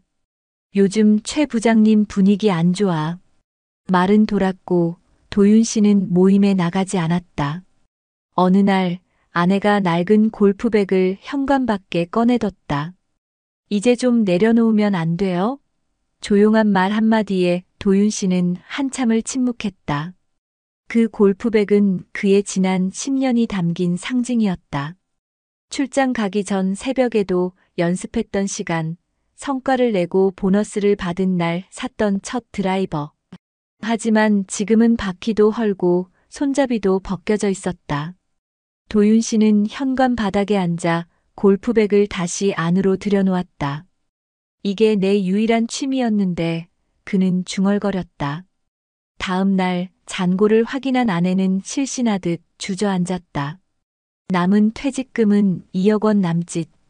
하지만 그중 절반은 주식형 펀드로 묶여 있고 유동성 자산은 1억이 채 되지 않았다. 고등학생인 막내 아들의 대학 등록금, 부부의 노후 의료비, 생활비를 고려하면 상황은 절박했다. 우리 지금 줄이지 않으면 몇 년 못 버텨요. 아내는 단호했다. 도윤 씨는 몇 달째 내놓은 회원권이 아직도 팔리지 않는다는 사실이 더 충격이었다.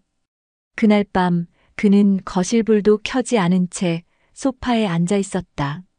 손에는 와인잔이 들려 있었지만 입은 말이 없었다. 탁자 위엔 동그랗게 접힌 골프장 영수증이 수북했다. 수백만 원이 한 달 사이 사라진 기록이었다. 그는 한 장 한 장 찍기 시작했다. 그러다 멈췄다. 이게 다 내 선택이었지. 아내가 다가와 물었다. 그만두면 후회할까요? 도윤 씨는 대답하지 못했다. 대신 낡은 골프백을 바라보며 작게 말했다. 이젠 좀 멀리 보내줘야 할 것 같아. 그날 새벽 골프백은 베란다 창고로 옮겨졌다. 그렇게 조용히 내려놓은 것이다. 며칠 후 도윤 씨는 주민센터 앞 벤치에 앉아 있었다. 손엔 낡은 모자와 얇은 점퍼. 라운딩 대신 그는 아침마다 버스를 타고 집 근처 공원을 돌기 시작했다. 마주치는 노인들과 인사를 나누며 처음엔 어색했지만 곧 동네 복지관에서 운영하는 시니어 건강 걷기 프로그램을 알게 됐다. 일주일에 3번 만보 걷기를 함께하며 도윤 씨는 처음으로 비용 들지 않는 취미의 의미를 알게 됐다. 낯선 듯 익숙한 동년배들과 하루 만보를 걷고 나서 나누는 국 한 그릇이 그의 일상을 채우기 시작했다. 아내와의 관계도 조금씩 변했다. 함께 시장에 가고 점심국을 같이 끓이고 신문 기사를 읽으며 대화를 이어갔다. 하루는 아내가 말했다. 그땐 왜 그렇게 골프에 빠지셨어요? 도윤 씨는 잠시 침묵하다가 답했다. 두려웠어요. 회사 떠나고 나니까 내가 누구인지 모르겠더라고. 아내는 그저 고개를 끄덕였다. 그리고 이렇게 덧붙였다. 이제 당신이 누구든 괜찮아요. 그냥 함께만 있으면 돼요. 몇 달 후 도윤 씨는 아르바이트를 시작했다. 동네 도서관에서 주 3일 사서 보조 일을 하게 된 것이다. 하루 4시간 책을 정리하고 연체된 도서를 관리하고 아이들과 인사하며 그는 다시 쓸모를 느꼈다. 첫 월급은 38만 원. 얼마 안 되는 돈이었지만 그날 저녁 그는 마트에서 장을 봐서 저녁을 직접 차렸다. 아내는 조용히 앉아 그 밥을 다 먹었다. 그날 밤 도윤 씨는 베란다에 나가 골프백을 다시 꺼냈다. 먼지를 털고 깨끗이 닦아 옷장 안에 넣었다. 그리고 손으로 조심스레 문을 닫았다. 이젠 나를 무너지게 하지 않는 취미만 갖기로 했어. 이젠 그에게 삶의 중심은 더 이상 골프가 아니었다. 시간이 지나며 도윤 씨는 더 이상 돈으로 자신을 증명하려 하지 않았다. 친구들 사이에서 요즘 뭐 하냐는 질문에도 당당히 말했다. 도서관에서 일하면서 잘 지내. 하루하루가 좋아. 그의 얼굴엔 잔잔한 웃음이 번졌다. 예전 같으면 자존심이 상했을 대답이었지만 지금은 오히려 자유로웠다. 딸과도 조금씩 연락이 닿았다. 결혼식 날 그는 단정한 양복을 입고 작은 꽃다발을 손에 들었다. 딸은 눈시울을 붉히며 말했다. 아빠, 이제 예전보다 훨씬 좋아 보여요. 그 한마디에 도윤 씨는 그동안의 시간이 무너지듯 울컥했다. 자신이 무엇을 잃고 무엇을 되찾았는지 그제야 조금 알 것 같았다. 퇴직금은 많이 줄었지만 남은 돈으로 부부는 작은 전셋집을 옮겼고 생활은 소박해졌다. 주말마다 재래시장에 들러 장을 보고 도서관 근처 카페에서 따뜻한 차를 나누는 것이 이들의 새로운 여유가 되었다.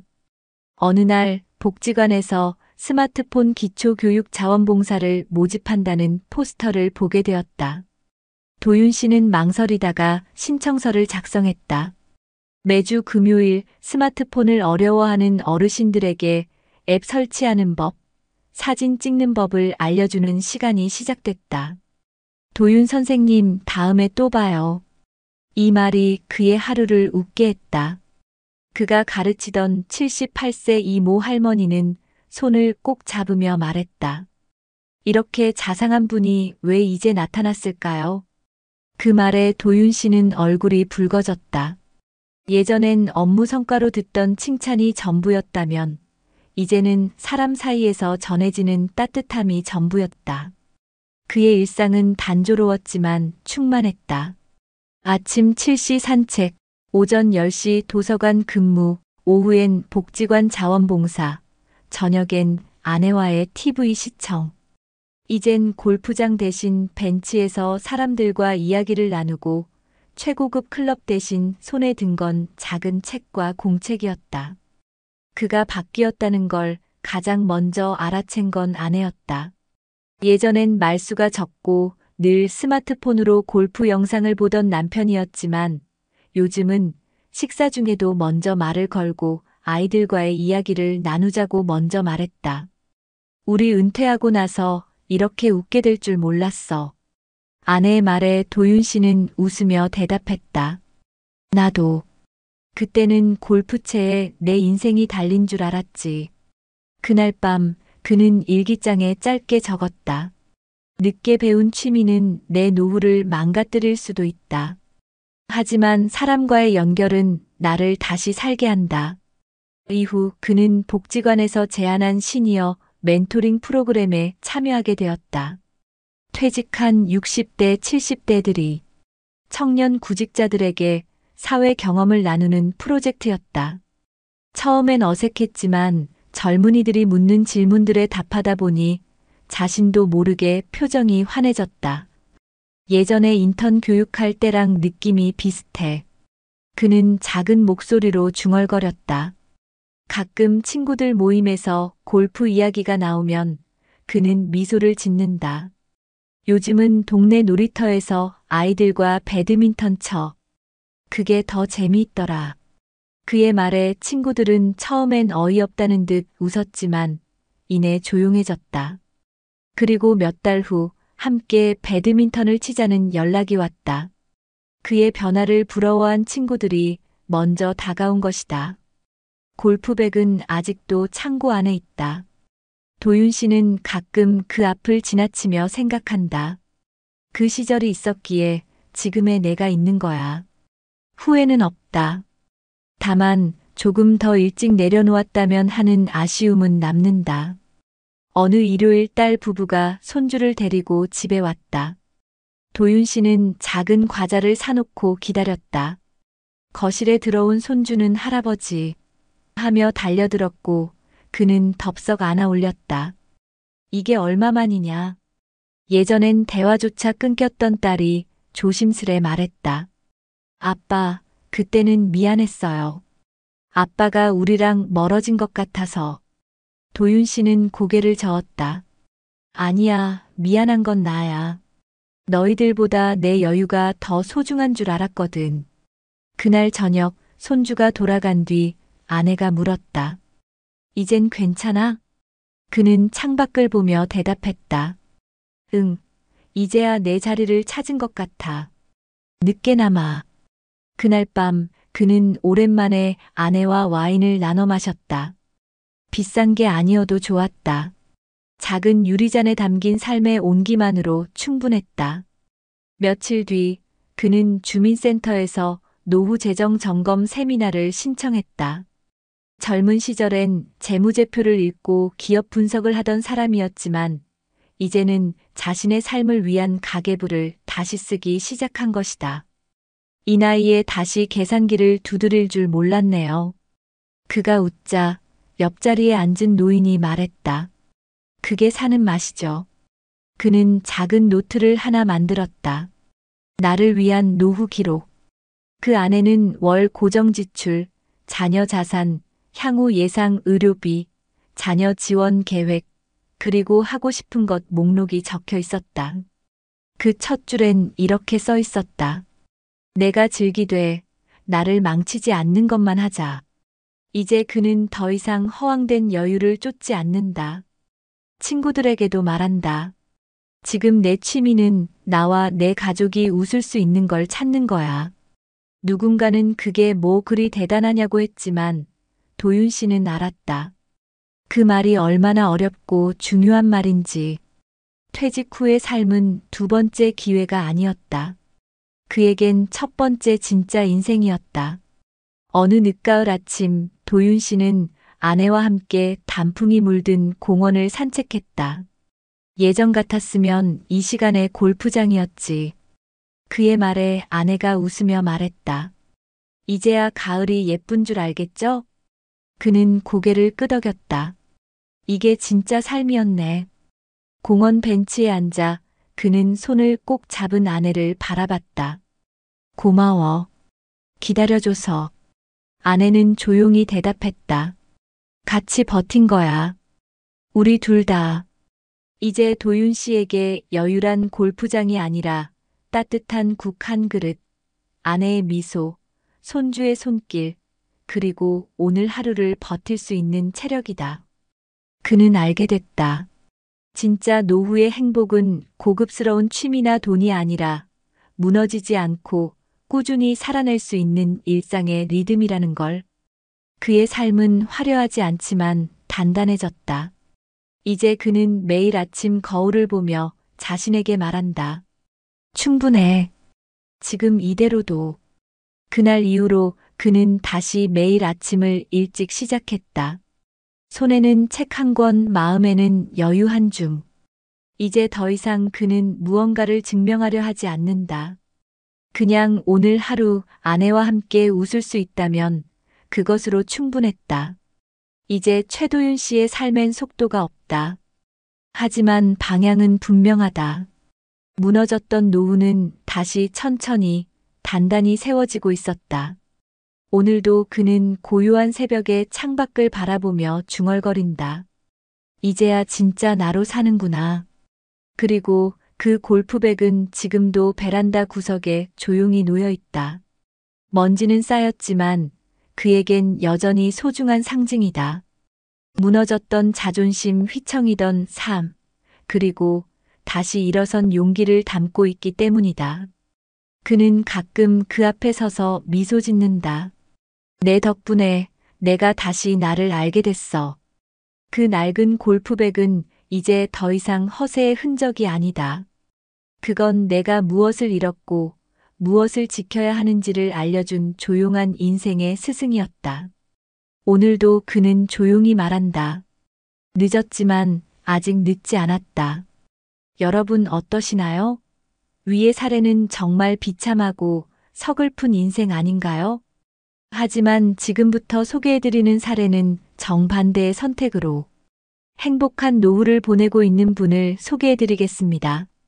이정우 씨는 올해 66입니다. 외국계 제약회사의 재무팀장으로 36년을 근무하다가 60세에 정년 퇴직했습니다. 그의 인생이 특별한 이유는 퇴직 이후의 삶을 무려 10년 전부터 준비했다는 점에 있습니다. 39이 되던 해, 그는 작은 노트를 하나 샀습니다. 내가 퇴직 후에도 웃고 있으려면 어떻게 살아야 할까? 라는 질문을 던지며 한 줄 한 줄 자신만의 인생 이막을 써내려가기 시작했습니다. 그가 처음 한 일은 자산 점검이었습니다. 서울 외곽에 있는 25년 된 아파트 한 채, 예금 2억 3천만 원, 퇴직금 예상액은 3억 원. 그는 한 가지 원칙을 정했습니다. 내가 가진 돈 안에서만 산다. 절대 과시하지 않는다. 국민연금은 최대한 수령 시점을 늦춰 65세부터 월 180만 원을 받도록 설정했고, 퇴직연금도 안정적인 원리금 보장형으로 분산해 두었습니다. 매달의 생활비는 연금과 소액의 이자, 수익으로 충당하기로 한 것이죠. 가장 중요한 건 소비 통제였습니다. 노후의 적은 외부가 아니라 나의 손가락 끝에서 시작된다. 그는 월 고정 지출을 180만 원 이하로 줄이기 위해 가족과 함께 가계부를 작성했고, 외식은 주 1회, 커피는 집에서 내려 마시는 걸 원칙으로 삼았습니다. 가끔 아내와의 갈등도 있었지만 함께 계획을 공유하고 조율하면서 서로의 은퇴가 아닌 함께하는 은퇴를 준비했습니다. 또한 그는 인간관계 다이어트도 실천했습니다. 회사 사람들과의 사후의 모임에서 자연스럽게 물러나며 자신이 속할 새로운 공동체를 찾았습니다. 그가 선택한 곳은 지역 주민센터의 커뮤니티 바리스타 프로그램. 60세 퇴직 후 그는 주 3일 복지관, 내 작은 카페에서 커피를 내려주는 시니어 스태프로 활동하고 있습니다. 돈을 벌기보단 나를 느끼기 위해 일한 거죠. 그는 일상 속 소소한 루틴을 소중히 여기며 새벽엔 스트레칭과 산책, 낮엔 커피와 책, 저녁엔 아내와 함께 식사를 준비하며 하루를 정리합니다. 그가 자녀에게도 당부한 말이 있습니다. 나는 너희에게 부담이 되지 않는 부모로 살아가고 싶다. 그래서 결혼 자금도 최소한만 도왔고 남은 재산 중 일부는 가족 신탁으로 미리 설정해 혹시 모를 분쟁이나 오해를 막았습니다. 그러던 중 62세, 그는 관상동맥 협착으로 심장 스텐트 수술을 받았습니다. 입원비는 약 210만 원. 하지만 실손보험과 노후 의료비 비상자금으로 큰 충격 없이 대처할 수 있었고, 이후 식단을 바꾸고 운동량을 늘려 건강을 되찾았습니다. 그는 수술 이후 사회적 기여에 더 관심을 갖기 시작했습니다. 외국인 근로자 한국어 자원봉사, 독거노인 안부 확인 봉사, 그리고 노후 설계 나눔 강연 활동까지 이어가며 자신의 경험을 사람들과 공유하고 있습니다. 그는 말합니다. 노후는 함께 사는 법을 배우는 시기입니다. 주말이면 손주의 손을 잡고 동네 공원을 걷고 집에 돌아오면 아내와 함께 반찬을 만들며 이런 대화를 나눕니다. 우린 비싼 골프장도 해외여행도 없었지만 마음이 늘 여유롭잖아. 그 순간이 그의 인생에서 가장 값진 행복입니다. 그는 매달 1일이면 자신의 노후 노트를 펼쳐 이번 달의 나를 점검합니다. 가게 점검, 건강 확인, 인간관계 정리, 새로운 취미 탐색. 그의 노후는 계획과 실천, 그리고 정서적 평온함으로 가득 차 있습니다. 그리고 매년 12월 마지막 날, 그는 혼자 올해도 잘 버텼고, 잘 웃었고, 잘 살아냈다. 는 편지를 자신에게 씁니다. 준비된 노후는 과시가 아니라 존엄입니다. 그는 더 이상 누군가에게 보여주기 위해 사는 것이 아니라 있는 그대로의 자신으로 충만하게 살아갑니다. 정우야, 오늘도 수고했어. 그가 매일 자기 자신에게 건네는 이 한마디가 그의 삶을 가장 아름답게 만들어줍니다. 많은 분들이 이렇게 말합니다. 은퇴 후엔 마음껏 하고 싶었던 걸 해보고 싶어요. 그런데 그 마음껏이라는 말이 얼마나 무서운지 아시나요? 마음이 가는 대로, 감정이 흐르는 대로 소비하면 노후는 정말 순식간에 무너집니다. 하지만 반대로 감정을 관리하고 나의 한계를 인정하고 환경에 맞는 선택을 할 수 있다면 우리는 얼마든지 존엄 있는 노후를 살아갈 수 있습니다. 그래서 우리는 지금부터 아주 구체적이고 현실적인 해결책들을 함께 살펴보려 합니다. 첫째, 우리 주변에 이미 존재하는 공공자원을 적극적으로 활용하는 것이 중요합니다. 예를 들어 서울시에서는 50플러스 재단을 통해 중장년층을 위한 커뮤니티 활동, 일거리 연계, 상담 프로그램 등을 무료 혹은 소액으로 제공합니다. 이곳에서는 고비용 취미 대신 지역 기반의 저비용 취미 모임과 봉사활동 중심의 커뮤니티가 활발하게 운영되고 있어 은퇴자들이 심리적 공허함을 건강하게 채우는 데 큰 도움이 됩니다.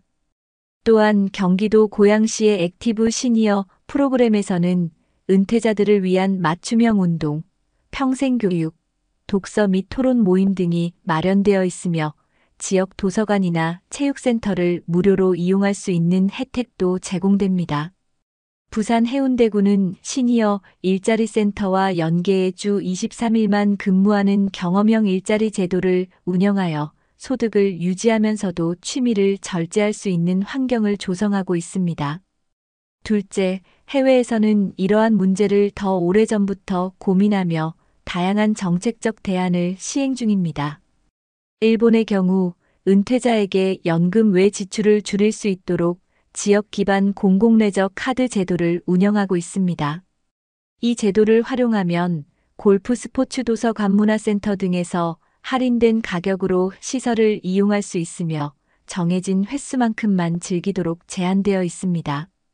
이 시스템은 심리적 욕구를 해소하면서도 지출을 제어할 수 있는 매우 효과적인 방법으로 평가받고 있습니다.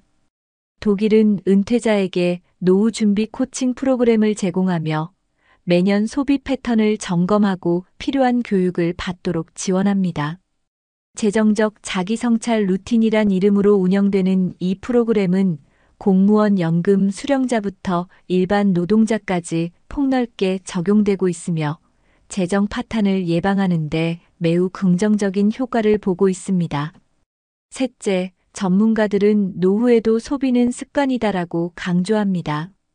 결국 돈을 어떻게 쓰는가는 일상의 루틴에서 비롯된다는 말입니다. 그러므로 다음과 같은 구체적인 생활 수칙을 추천합니다. 첫 번째, 매월 말 소비 일기를 써보는 겁니다. 어디에 돈을 썼는지, 그 소비가 나를 얼마나 기쁘게 했는지를 기록해 보세요. 두 번째, 무료로 얻을 수 있는 기쁨 리스트를 만들어 보는 것도 좋습니다. 공원 산책, 아침의 따뜻한 햇살, 동네 어르신들과의 대화, 손주와 함께 만든 저녁 식사. 이런 것들은 돈 한 푼 들지 않지만 마음을 풍요롭게 만듭니다. 세 번째, 비용을 나누는 취미를 찾아보세요.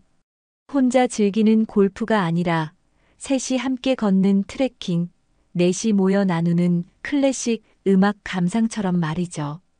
마지막으로 매년 한 번은 나의 소비 목표를 정리해 보세요. 꼭 필요한 것, 버릴 것, 줄일 것, 그리고 나누고 싶은 것을 적어보는 겁니다. 이 작은 습관들이 결국 노후를 지키는 강력한 방패가 될 것입니다. 무엇보다 중요한 건 비교하지 않는 자세입니다. 은퇴 후 무너지는 소비는 단지 돈의 문제가 아닙니다. 남들과 같아야 한다는 감정, 내가 누리지 못한 걸 이제라도 누려야 한다는 집착이 문제의 근원입니다.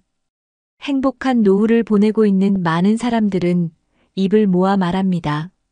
노후는 경쟁이 아니라 평화의 시간이다. 나만의 속도, 나만의 방식, 그리고 나만의 가치로 살아가는 사람들만이 진짜 안정과 만족을 누릴 수 있습니다. 이제는 많이 벌어야 좋은 노후라는 낡은 공식을 버려야 할 때입니다. 대신 적게 써도 충분히 행복할 수 있다는 새로운 공식을 받아들이는 것입니다. 그리고 그 시작은 거창하지 않습니다. 오늘 하루 내가 지출한 영수증 하나를 다시 들여다보는 것에서 출발하면 됩니다. 지금 이 순간의 작은 선택이 10년 후 나의 삶을 바꿉니다. 실제로 서울 관악구에 사는 68세 박정민 어르신은 퇴직 후 골프 대신 동네 복지관에서 우쿨렐레를 배우기 시작했습니다. 처음엔 서툴렀지만 지금은 친구들과 작은 동호회를 만들어 동네 경로당에서 공연도 다닙니다. 비용은 월 1만 원 이내, 오히려 자원봉사로 더 큰 보람을 느낀다고 합니다. 이처럼 방향만 잘 잡으면 노후는 훨씬 더 단단하고 따뜻해질 수 있습니다. 여러분의 노후는 어떤가요? 지금 내가 즐기고 있는 소비가 나를 행복하게 해주고 있나요? 아니면 남의 시선을 의식한 선택은 아니었나요? 이런 질문에 솔직해질 때 우리는 비로소 나다운 노후를 준비할 수 있습니다. 지금부터라도 조심스럽게, 그러나 용기 있게 내 삶을 점검해 보세요. 정부나 지자체의 도움도 받을 수 있고 가족들과 솔직한 대화를 나눠볼 수도 있습니다. 나를 위해, 그리고 나를 사랑하는 사람들을 위해 절제된 소비와 꾸준한 점검을 실천하는 것. 그것이 결국 지혜로운 노후로 가는 길입니다. 행복은 결국 내 삶에 맞는 균형에서 비롯된다는 사실 잊지 마세요. 한 해외 시니어 연구소의 보고서에서는 이렇게 말합니다. 은퇴 후 소비 습관은 그 사람의 지난 삶을 고스란히 반영한다. 그만큼 무의식적이고 자동적인 행동이라는 겁니다. 그래서 더욱 경계해야 합니다. 특히 경제적 자유라는 단어에 현혹되기 쉬운 이 시기엔 자유보다 책임이 더 중요합니다. 독일의 한 노후 재정 전문가도 강조합니다. 은퇴자들에게 필요한 건 더 많은 돈이 아니라 덜 후회할 소비 구조다. 우리가 매일 하는 소비는 결코 사소하지 않습니다. 작은 지출 하나가 내일의 여유, 그리고 10년 뒤의 안정과 직결되기 때문입니다. 이제 우리는 한 걸음씩 내딛어야 합니다. 지역사회 안에서의 연결, 감정에 흔들리지 않는 소비 습관, 그리고 나만의 기준을 세우는 용기. 이 세 가지가 모이면 어떤 상황에서도 무너지지 않는 노후를 만들 수 있습니다. 결국 노후는 어떻게 살 것인가의 질문이고 그 답은 지금 우리가 내리는 작은 결정들 속에 있습니다. 여러분, 오늘 하루 무엇을 선택하시겠습니까? 어떤 사람은 말합니다. 나는 지금이 제일 자유로워요. 뭐든 할 수 있어요. 하지만 그 자유는 방향을 잃은 순간 부메랑처럼 돌아와 우리 삶을 무너뜨릴 수 있습니다. 진짜 자유는 선택의 책임을 질 수 있을 때 주어집니다. 나의 소비, 나의 시간, 나의 인간관계. 이 모든 것의 중심을 잡을 수 있어야 비로소 우리는 안정된 노후라는 항구에 닿을 수 있습니다. 여러분의 삶이 무너지지 않기 위해 지금부터 하나씩 실천해 보세요. 아침마다 영수증을 정리해 보는 것부터 지역 복지관의 프로그램을 하나 찾아 신청해 보는 것까지. 작은 행동이 쌓이면 인생이 바뀝니다. 그리고 그 변화는 결코 멀리 있지 않습니다. 어쩌면 지금 이 글을 읽고 있는 바로 이 순간부터가 새로운 시작일지도 모릅니다.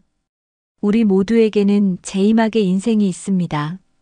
그 인생이 불안하고 초조한 나날이 아니라 따뜻하고 단단한 시간들로 채워지길 바랍니다. 그 출발은 거창한 계획이 아닙니다.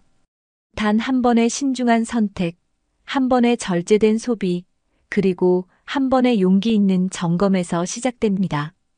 지금 바로 그 첫걸음을 내디뎌 보세요. 여러분의 삶이 더 단단해지고 더 따뜻해질 것입니다. 우리의 노후는 더 이상 막연한 미래가 아닙니다. 지금 우리가 살아가는 바로 이 순간이 곧 노후의 일부입니다. 그러니 오늘 하루를 낭비하지 마세요. 오늘을 잘 사는 것이 곧 내일의 안정이고 모레의 기쁨입니다. 진짜 후회 없는 노후를 위해 지금 이 순간부터 우리가 바꿀 수 있습니다. 바로 당신의 선택으로부터. 지금이 아니면 늦습니다. 당신의 미래는 당신의 손에 달려 있습니다. 행복한 노후는 멀리 있지 않습니다. 오늘 당신이 내딛는 그 한 걸음이 바로 그 시작입니다. 지금 당신의 노후를 다시 설계해 보세요. 많은 분들이 이렇게 말합니다. 은퇴 후엔 마음껏 하고 싶었던 걸 해보고 싶어요. 그런데 그 마음껏이라는 말이 얼마나 무서운지 아시나요? 마음이 가는 대로, 감정이 흐르는 대로 소비하면 노후는 정말 순식간에 무너집니다. 하지만 반대로 감정을 관리하고 나의 한계를 인정하고 환경에 맞는 선택을 할 수 있다면 우리는 얼마든지 존엄 있는 노후를 살아갈 수 있습니다. 그래서 우리는 지금부터 아주 구체적이고 현실적인 해결책들을 함께 살펴보려 합니다. 첫째, 우리 주변에 이미 존재하는 공공자원을 적극적으로 활용하는 것이 중요합니다.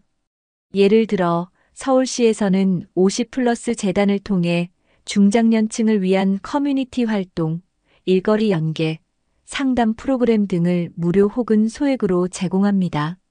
이곳에서는 고비용 취미 대신 지역 기반의 저비용 취미 모임과 봉사활동 중심의 커뮤니티가 활발하게 운영되고 있어 은퇴자들이 심리적 공허함을 건강하게 채우는 데 큰 도움이 됩니다.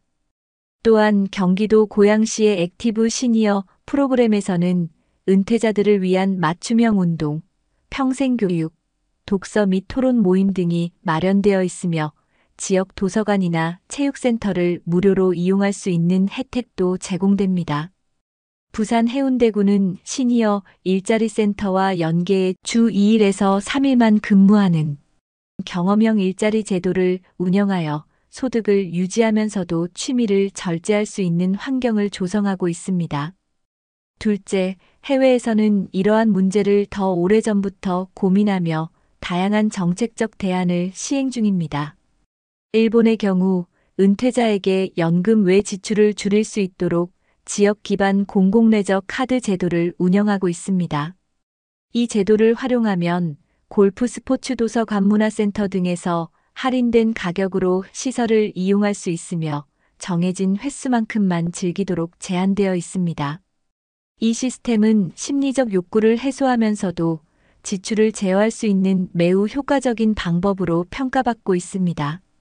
독일은 은퇴자에게 노후 준비 코칭 프로그램을 제공하며 매년 소비 패턴을 점검하고 필요한 교육을 받도록 지원합니다. 재정적 자기성찰 루틴이란 이름으로 운영되는 이 프로그램은 공무원 연금 수령자부터 일반 노동자까지 폭넓게 적용되고 있으며 재정 파탄을 예방하는 데 매우 긍정적인 효과를 보고 있습니다. 셋째, 전문가들은 노후에도 소비는 습관이다라고 강조합니다. 결국 돈을 어떻게 쓰는가는 일상의 루틴에서 비롯된다는 말입니다. 그러므로 다음과 같은 구체적인 생활 수칙을 추천합니다. 첫 번째, 매월 말 소비 일기를 써보는 겁니다. 어디에 돈을 썼는지, 그 소비가 나를 얼마나 기쁘게 했는지를 기록해 보세요. 두 번째, 무료로 얻을 수 있는 기쁨 리스트를 만들어 보는 것도 좋습니다. 공원 산책, 아침의 따뜻한 햇살, 동네 어르신들과의 대화, 손주와 함께 만든 저녁 식사. 이런 것들은 돈 한 푼 들지 않지만 마음을 풍요롭게 만듭니다. 세 번째, 비용을 나누는 취미를 찾아보세요. 혼자 즐기는 골프가 아니라 셋이 함께 걷는 트레킹, 넷이 모여 나누는 클래식 음악 감상처럼 말이죠. 마지막으로 매년 한 번은 나의 소비 목표를 정리해 보세요. 꼭 필요한 것, 버릴 것, 줄일 것, 그리고 나누고 싶은 것을 적어보는 겁니다. 이 작은 습관들이 결국 노후를 지키는 강력한 방패가 될 것입니다. 무엇보다 중요한 건 비교하지 않는 자세입니다. 은퇴 후 무너지는 소비는 단지 돈의 문제가 아닙니다. 남들과 같아야 한다는 감정, 내가 누리지 못한 걸 이제라도 누려야 한다는 집착이 문제의 근원입니다. 행복한 노후를 보내고 있는 많은 사람들은 입을 모아 말합니다. 노후는 경쟁이 아니라 평화의 시간이다. 나만의 속도, 나만의 방식, 그리고 나만의 가치로 살아가는 사람들만이 진짜 안정과 만족을 누릴 수 있습니다. 이제는 많이 벌어야 좋은 노후라는 낡은 공식을 버려야 할 때입니다. 대신 적게 써도 충분히 행복할 수 있다는 새로운 공식을 받아들이는 것입니다. 그리고 그 시작은 거창하지 않습니다. 오늘 하루 내가 지출한 영수증 하나를 다시 들여다보는 것에서 출발하면 됩니다. 지금 이 순간의 작은 선택이 10년 후 나의 삶을 바꿉니다. 바람이 분다, 나뭇잎이 흔들린다, 마음이 흔들릴 때 삶도 다시 쓰여진다. 여러분, 오늘 이야기 어떻게 들으셨나요? 은퇴 후 낯선 자유 속에 헤매다 결국 경제적 한계에 부딪혀버린 이태훈 씨의 살. 젊은 시절 열심히 일했지만 은퇴 후에는 감정과 욕망을 제대로 조절하지 못해 무너졌던 그 현실은 우리 모두에게 내일의 내가 될 수 있는 이야기였습니다. 반대로 또 한 사람 김병도 씨의 삶은 달랐습니다. 그는 자산이 크지 않아도 자신의 경제력을 정확히 파악했고 허용 대신 절제를 택했죠. 지역 복지관의 프로그램을 적극 활용하며 단출하지만 따뜻한 노후를 만들고 있습니다. 소소한 취미, 조용한 일상 속에서도 그는 말합니다. 지금이 제일 행복합니다. 누구와도 비교하지 않고 나답게 사는 게 참 좋습니다. 이 둘의 차이는 어디서 왔을까요? 큰 돈의 유무도 아니고 특별한 운도 아닙니다. 바로 선택입니다. 어떤 길을 걸을지, 어떤 마음으로 노후를 맞이할지. 그 작은 차이가 인생의 마지막 장을 완전히 다르게 만들었습니다. 여러분, 우리 모두는 여전히 선택할 수 있습니다.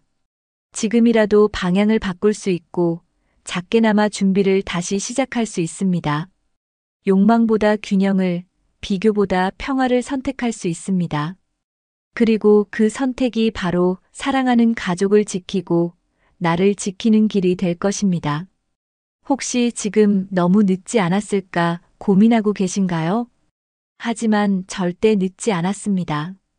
오늘 이 영상을 본 이 순간이 바로 새 출발의 시작입니다.